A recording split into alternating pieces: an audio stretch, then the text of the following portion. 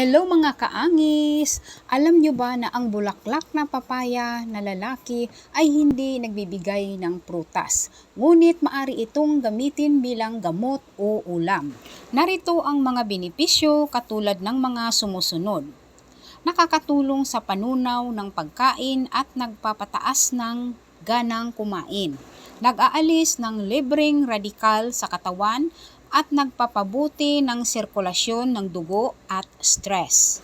Nagbibigay ng mga bitamina A at C na mahalaga para sa kalusugan ng puso at immune system. Maaring makaiwas sa kanser at diabetes.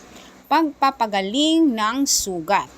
Maari rin itong lutuin sa iba't ibang paraan, tulad ng sahog sa karne, gulay o sabaw. Para malaman kung babae o lalaki ang bulaklak ng papaya, tingnan ang hugis at haba nito. Ang bulaklak na babae ay may bilog na hugis at malapit sa sanga. Samantalang ang bulaklak na lalaki ay may haba at nakabitin sa sanga. Kung ito ay gawin mong tsaa, 1 tasang bulaklak at 4 na basong tubig. Kung ayaw mo naman ng matapang, pwede mong gawing 8 basong tubig. Pakuluan mo lang ito ng 15 minutes.